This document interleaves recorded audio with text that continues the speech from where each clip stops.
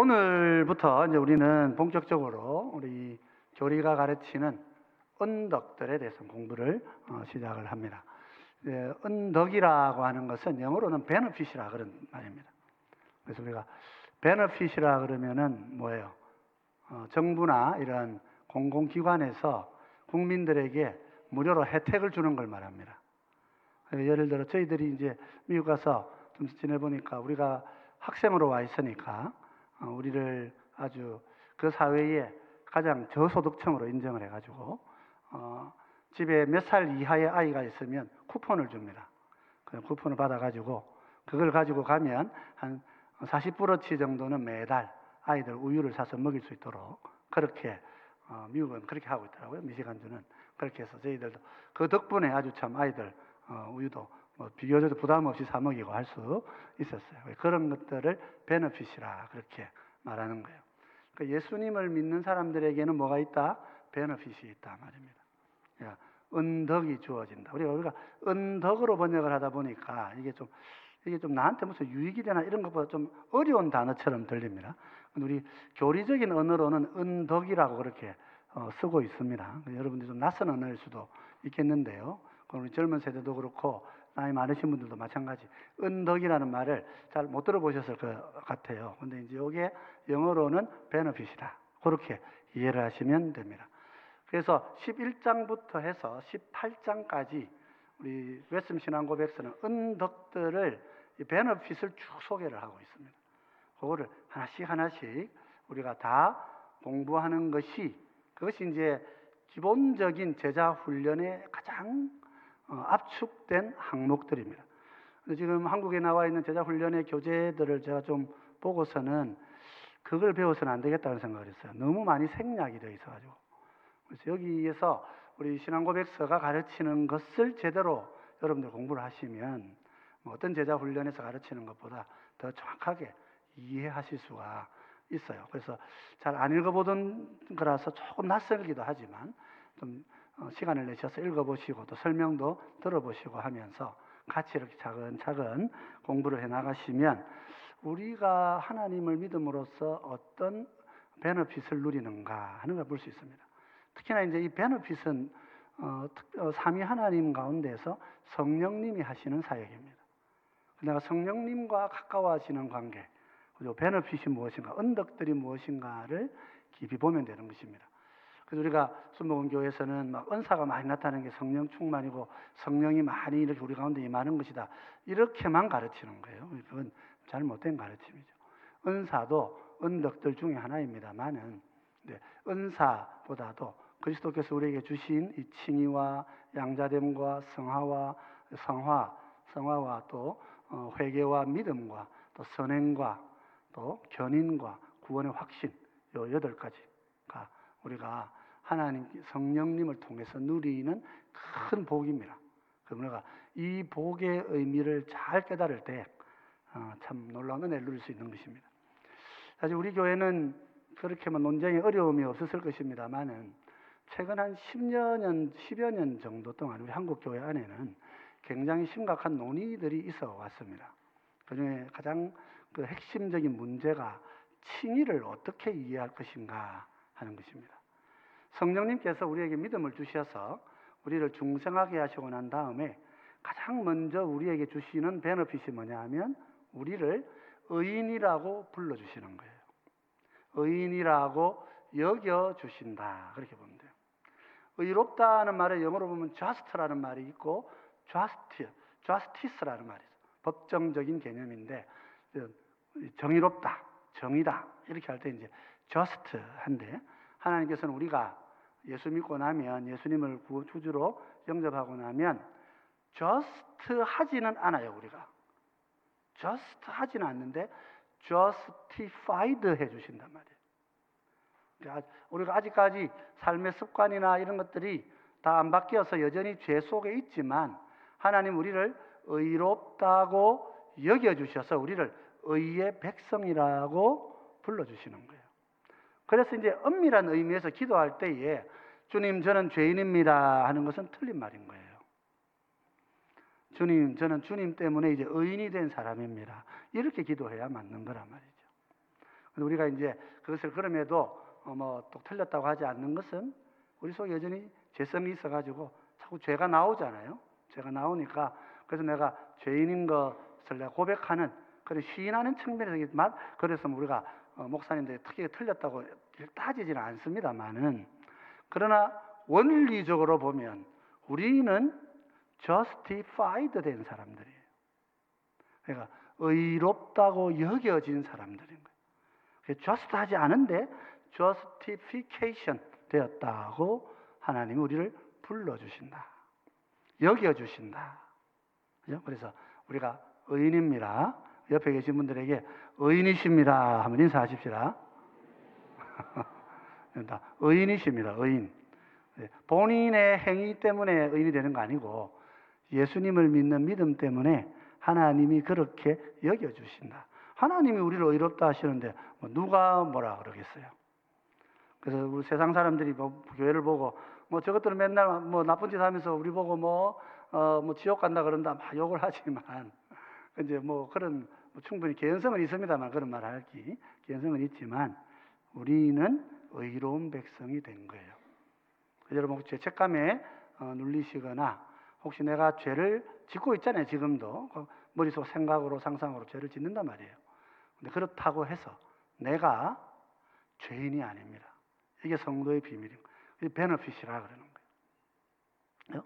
자, 그래서 우리 오늘은 이 베너핏의 첫 번째 베너핏인 칭의에 대해서 알아보겠습니다. 우리 같이 한번 쭉 한번 11장 1항과 2항인데요. 같이 한번 읽어보십시다.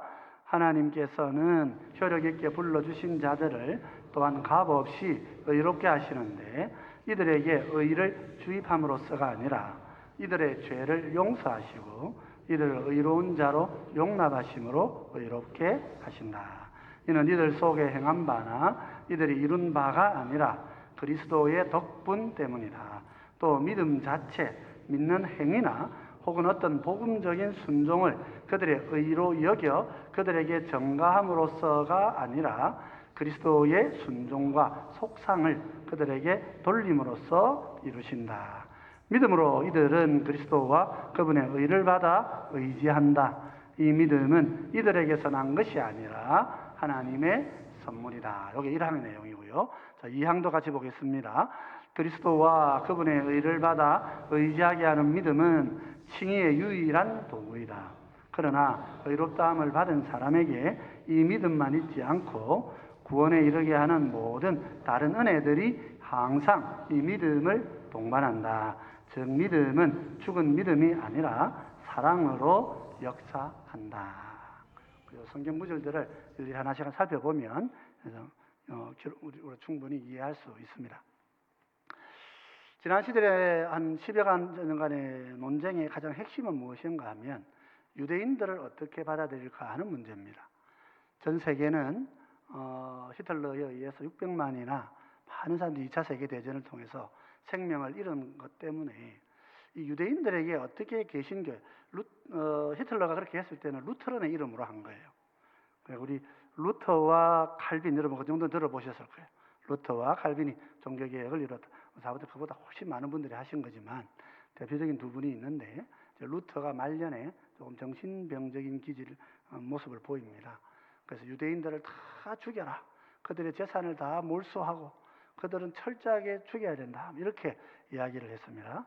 예수님 십자가에 못 박고 회개하지 않는 민족이라 그래가지고 죽여야 된다고 그렇게 했고 히틀러는 그 설교문들을 그대로 인용을 해가지고 유대인들을 죽여야 된다. 이렇게 해서 600만이 죽었어요. 개신교의 이름으로 600만의 사람이 죽은 것입니다. 그래서 전 세계는 그럼 유대인들이 우리가 어떻게 사과하고 어떻게 이들을 받아들여야 될 것인가 이것을 고민하다가 이상한 신학을 만들게 됩니다.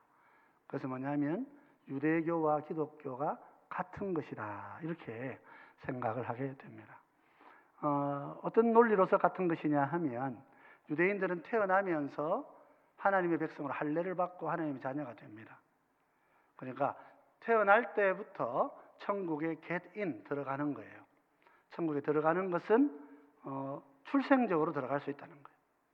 그런데 이 사람들이 끝까지 믿음을 잘 지키고 마지막 날에 예수님 오셔서 메시아가 오셔서 자기들을 구원하실 때에 이 백성들을 정말 하늘의 백성으로 불러주는 최종적인 의로움, 칭의를 얻기까지는 이 유대인들이 철저하게 율법을 잘 지켜서 자기의 삶을 거룩하게 잘 간수하면 하나님이 보시고 제일 마지막 날에 이 사람들을 의롭다 칭해 주시고 천국으로 데려갑니다. 그렇게 얘기한 거예요. 그래서 이 논리가, 이것이 우리 기독교의 구원의 논리와 똑같습니다. 이렇게 말을 하게 된 것입니다. 그러면서 유대교와 기독교는 하나가 되고 유대인과 기독교인이 연합하자, 이런 이야기들이 나오게 됨으로써 칭의에 있어서 심각한 오류가 발생을 하게 됩니다. 칭의가 뭐냐? 오늘 공부하시는 것하고 제가 설명드린 요것하고 뭐가 같고 뭐가 다른지를 잘 분별하실 수 있으면 오늘 충분히 공부를 잘 하신 게 되는 거예요. 자, 우선은 보십시다. 칭의라고 하는 건 우리를 의롭다고 여겨주는 것입니다. 하나님께서 우리를 의롭다고 보시는 거예요. 근데 여기는 값없이 의롭다 하셨어요. 값없이라는 말은 공짜라는 말인데 값싸다는 말이 아닙니다. 값없이는 말은 값 싸서 주는 말이 아니고 값으로 매길 수 없기 때문에 값없다, 그렇게 말하는 거예요. 에? 그래서 우리가 값없는 복음, 값없이 주는 은혜라고 그렇게 말할 때 그게 값이 싼 복음이라서 값이 싸서 그냥 공짜로 많이 나눠주는 그런 게 아니고 값으로 매길 수 없기 때문에 값을 매기지 않는 것이다. 그런 은혜죠. 그런 의로움의 기원이 뭐냐? 이것은 죄가 용서함을 받는 것이다. 두 번째는 의가 주입되는 게 아닙니다. 가톨릭에서는 우리가 예수를 믿으면 무슨 의회라고 하는 주사를 맞는 것처럼 해가지고 내가 주사 맞아가지고 이 주사가 약품이 내 속에 들어와가지고 내가 더러운 게 없어지고 그 주님의 의가 나를 차지한다, 이렇게 생각하는 것입니다. 그렇지 않다는 것입니다. 주입이 아니라 전가라. 좀 이따가 좀 설명 좀 더 드리고요. 그리고 이것은 하나님의 선물로 주어집니다. 그러면 칭의를 위한 믿음은 어떤 역할을 합니까? 믿음은 주체가 아닙니다. 구원의 주체가 아니고 구원의 도구입니다. 우리가 믿음을 가지면 하나님께서 through faith, 믿음을 가진 걸 보시고 by God, 하나님께서 우리를 구원하시는 거예요. 의롭다고 여겨주시는 거예요. 그래서 우리가 하나님께서 우리를 의롭다고 하실 때에 우리가 의로워지는 건 내가 가진 믿음이 만드는 것이 아니고 그 믿음을 보시고 하나님이 의롭다고 해주시는 것이다. 요 논리가 헷갈리는 거예요. 자꾸 이제 요 논리가 헷갈려가지고 믿음이 나를 의롭게 한다, 이렇게 자꾸 생각하는 거예요.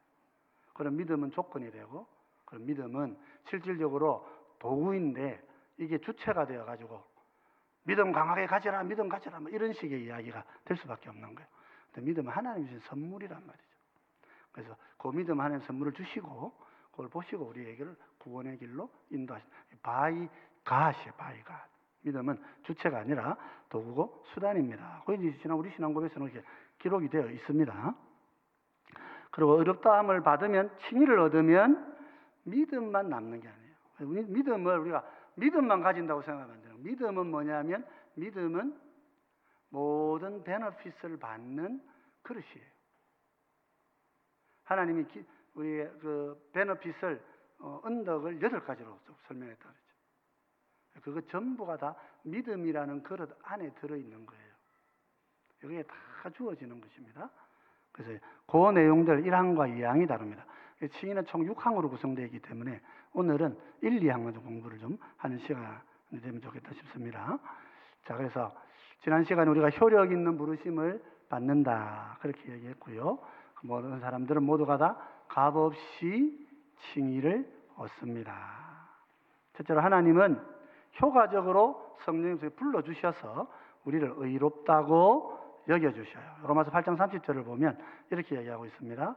또 미리 정하신 그들을 또한 부르시고, 이제 부르신 이를 부르시고, 부르신 이들을 또 의롭다 하시고, 또 의롭다 하신 그들을 또한 영화롭게 하셨다. 그래서 우리가 이 세상에서 지금 바울이 쭉 설명하고 이 단계는 이 세상에서는 의롭다함을 얻는 단계밖에 우리가 경험할 수가 없어요. 영화롭게 된다고 하는 것은 주님이 오셨을 때, 예수님 다시 재림하실 때 우리가 누리는 영광을 말하는 것입니다. 그런데 우리는 의로운 백성이 되어서 그 하늘에 있는 먼 미래에 주어지는 영화를 성령님 안에서 오늘 어떻게 해요? 땡겨서 누리는 거예요. 오늘 당겨서 우리가 누리는, 그래서 우리가 영화로운 백성이라고도 표현을 합니다만은, 이것이 실체적으로 완전히 우리한테 올 때는 주님이 재림하셔가지고 우리를 하늘로 데려가실 때, 그때에 비로소 온전한 영화가 일어나는 거예요. 여기 보면 의롭다고 불러주시겠다 하는 약속이 있습니다. 그렇죠? 그래서 이거는 로마서 3장 24절을 보면 그리스도 예수 안에 있는 속량으로 말미암아 하나님의 은혜로 값없이 의롭다 하심을 얻은 자 되었느니라. 예수 안에 있는 속량이에요. 속량이라는 단어도 여러분 잘 이해는 안 될 거예요. 우선 속량은 넘어가겠습니다. 나중에 이제 속상이라는 걸 설명을 해야 되기 때문에 오늘 속량은 넘어가도록 하고요. 자, 두 번째는 의를 주입하는 게 아닙니다. 내가 예수님 믿는다고 예수님의 의가 내 안에 들어오지 않아요. 항상 조심하셔야 됩니다. 그래서 우리가 이 신앙생활 한다는 것 조금 오해하시는 분들이 있습니다. 물론 우리가 예수님 안에 들어가서 하늘의 천국에 하나님의 나라의 백성이 되지만 우리는 여전히 피조물된 아들들이에요. 피조물된 딸들이고. 그죠? 그래서 우리가 신이 되는 게 아닙니다. 신이 되는 게 아니라 우리는 하나님의 온전한 피조물이 되는 것입니다. 그래서 내 속에 신적인 의가 주입되어 들어온다고 하는 말을 여러분 절대로, 참 좋은 말인 것 같은데, 그랬으면 좋겠죠. 그건 좋겠는데, 그것이 우리를 유혹해서 항상 다른 사람들 앞에 내가 신적 존재인 양 교만하게 만들어요. 인간은 아무도 신이 될 수 없어요. 인간은 피조물이에요. 우리는 우리 자리를 지켜야 되는 거예요. 하나님께서는 우리에게 신적인 성품을 주시지만 그것이 내가 신이 된다, 이렇게 믿으면 안 되는 것입니다. 그런데 많은 사람들이 자기가 신학의 지식을 가지거나 또 어떤 수도 생활을 하면 그냥 이렇게 신이 될 수 있다고 생각합니다. 절대 그런 건 아니라고. 그래서 의가 주입되는 것이 아니고 우리가 범한 죄를 하나님이 뭐 하신다? 용서하시고 우리를 하나님의 의로운 자로 어떻게 해주셔요?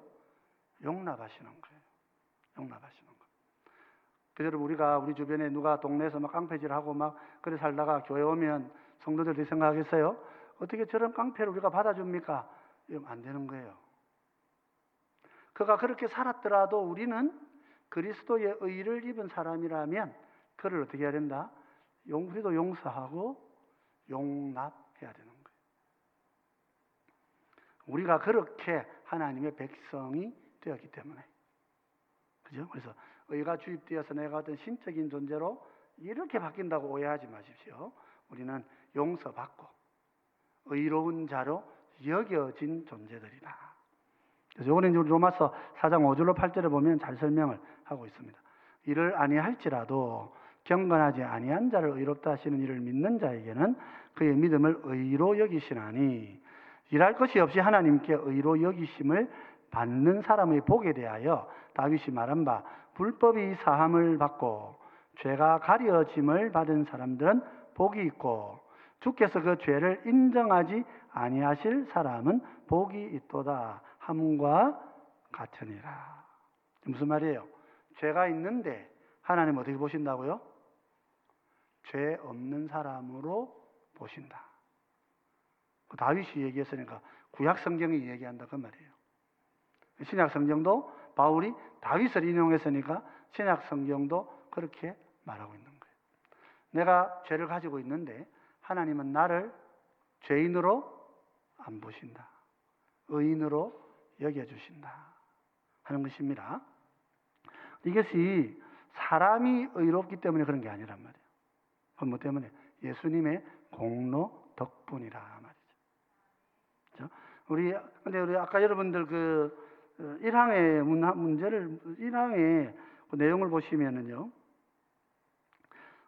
이렇게 되어 있습니다. 이는 이들 속에 행한 바나 이들이 이룬 바가 아니라 그리스도의 덕분 때문이다.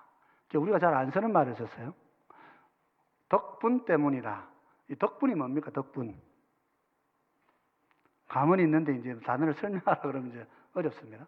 덕분이 뭡니까? 덕분. 여러분, 덕분입니다. 이게 무슨 뜻입니까? 덕분입니다. 내가 한 게 아니고 당신이 한 것 때문에 그렇습니다. 이렇게 되죠. 덕분이라는 건 그런 거예요. 덕분이라는. 그리스도 덕분입니다. 그리스도께서 하신 일 때문에 우리가 의로워지는 것이지 내가 의로워서 의롭다 그런 뜻이 아니란 말이죠.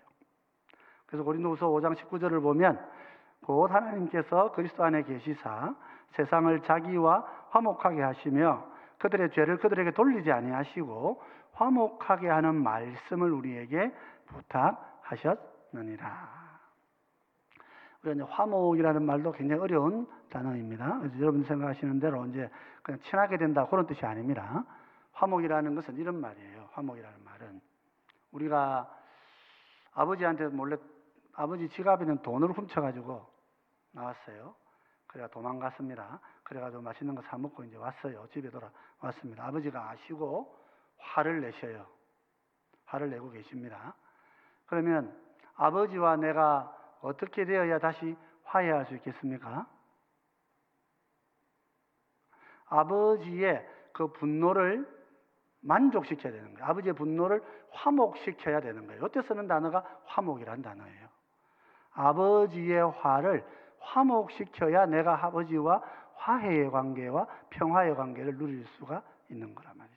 그렇게 말할 때 그때에 그것이 화목이라는 말이에요.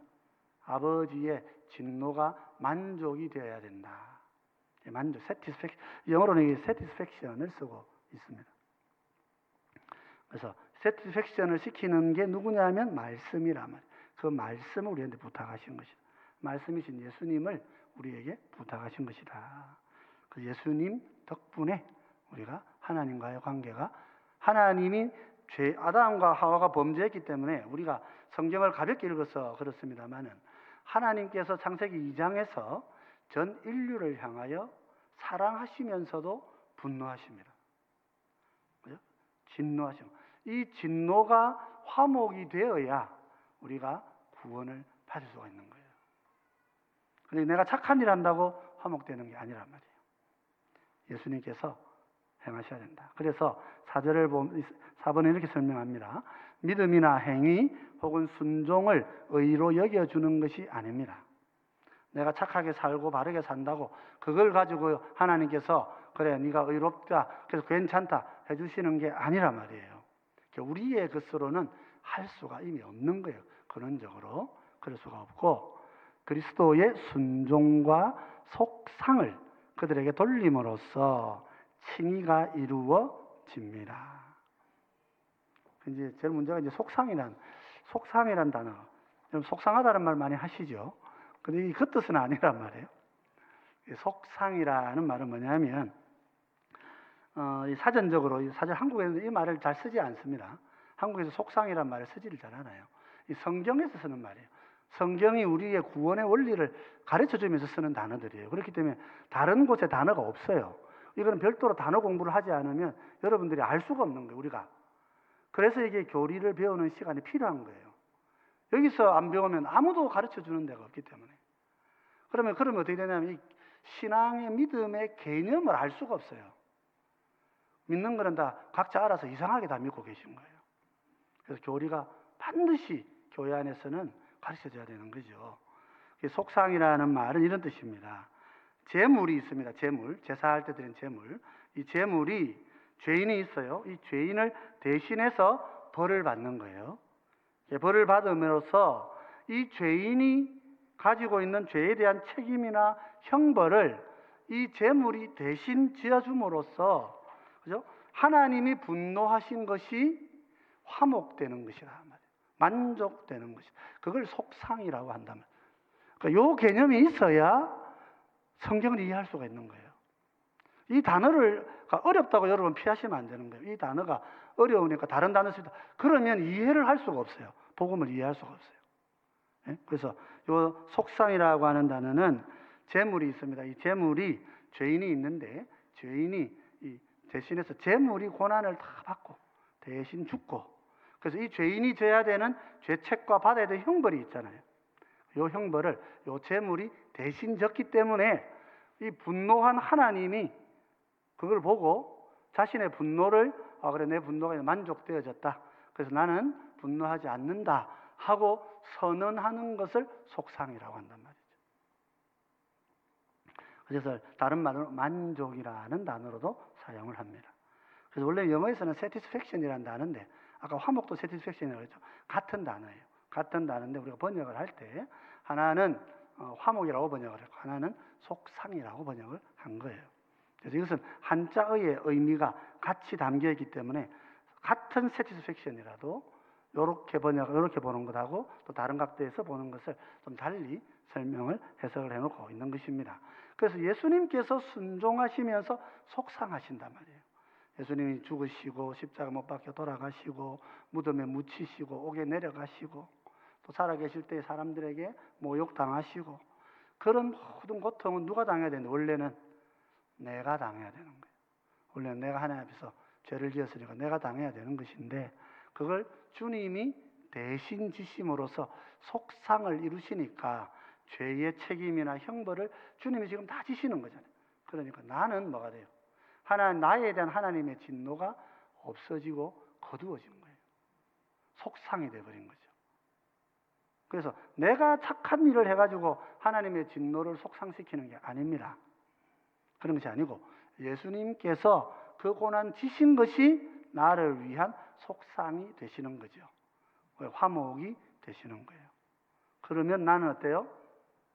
그러면 나는 주님이 가지시는 그 모든 것들이 나의 모든 죄가 주님께로 다 가고 의로우신 예수님의 의가 나한테 나와가지고 나한테 주입된다는 개념이 아니라 나를 의롭다고 하나님이 어떻게 해요? justified 해주신단 말이에요. 의롭다고 여겨주시는가. 그게 칭이라 말이죠. 그게 칭. 로마서 3장 22절, 24절, 25절에 다 설명이 이렇게 되어 있습니다. 그래서 곧 예수 그리스도를 믿음으로 말미암아 모든 자에게 미치는 하나님의 의인이 차별이 없느니라. 그리스도 예수 안에 있는 속량으로 우리가 속량이라고 하는 것은 양형이라는 게 있습니다. 법적인 개념에서 이 사람이 A라는 죄를 지으면 어느 정도의 형벌을 받아야 될까요?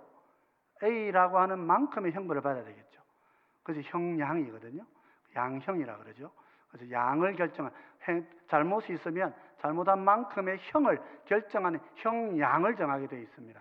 그래서 그 양이라고 하는 말은 벌을 말하는 것입니다. 근데 그 벌을 예수님께서 속해 주셨다.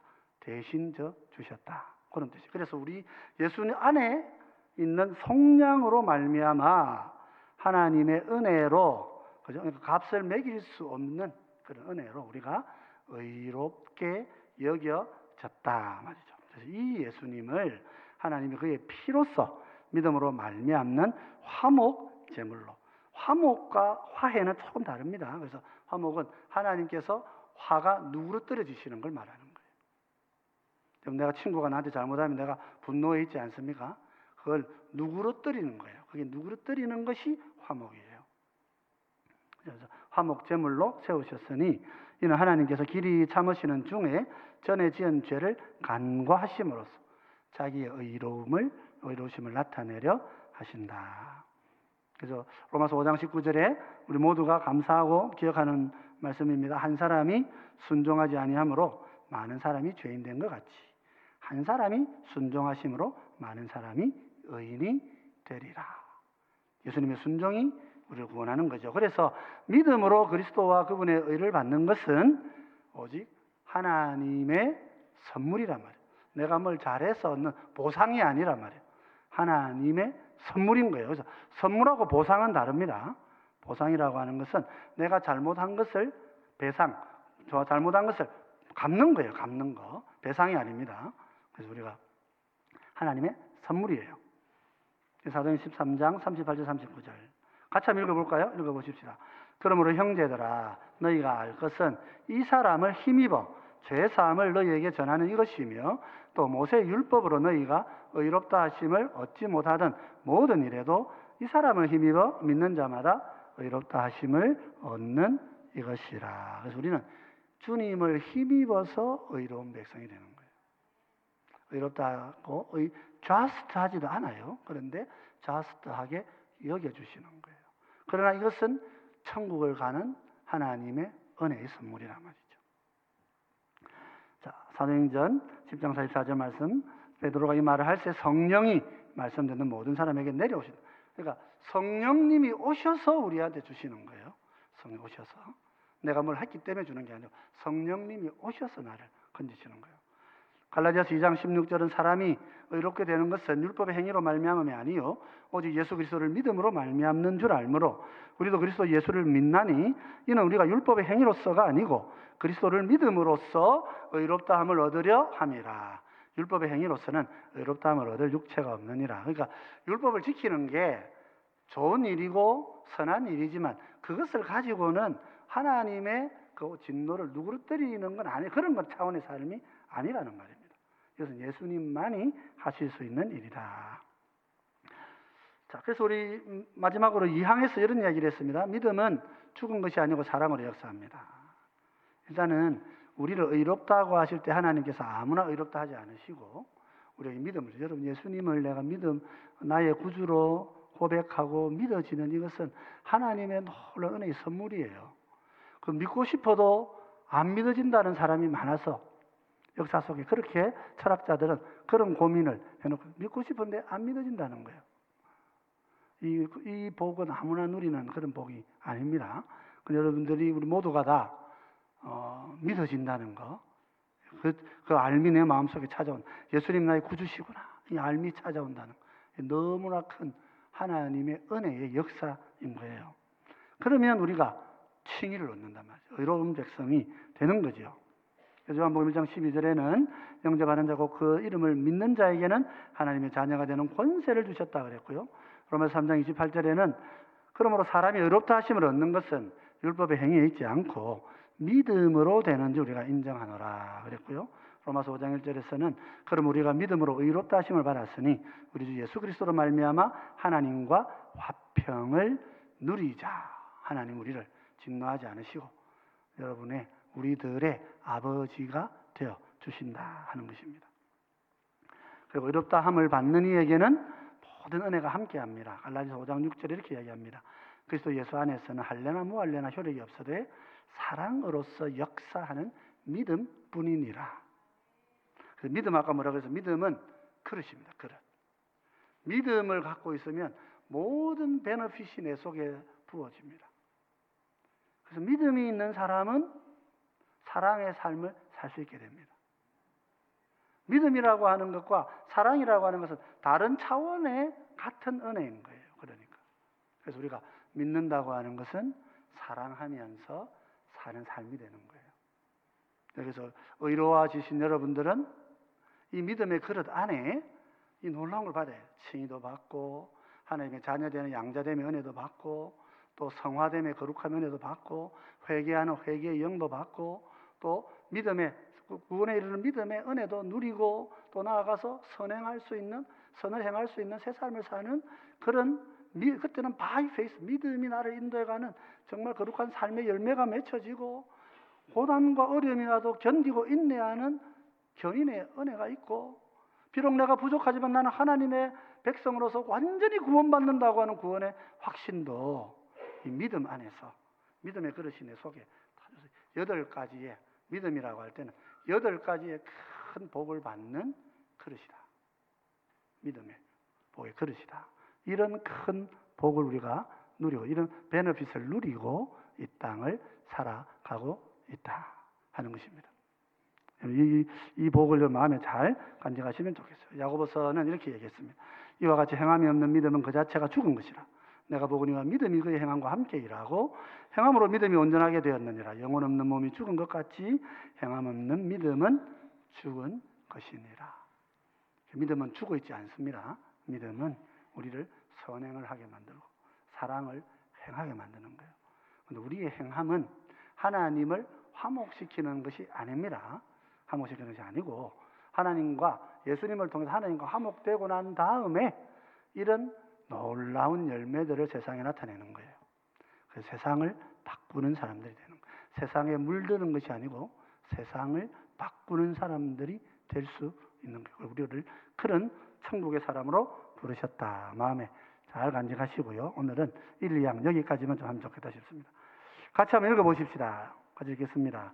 하나님께서는 효력 있게 불러주신 자들을 또한 값없이 의롭게 하시는데 이들에게 의를 주입함으로써가 아니라 이들의 죄를 용서하시고 이들을 의로운 자로 용납하심으로 의롭게 하신다.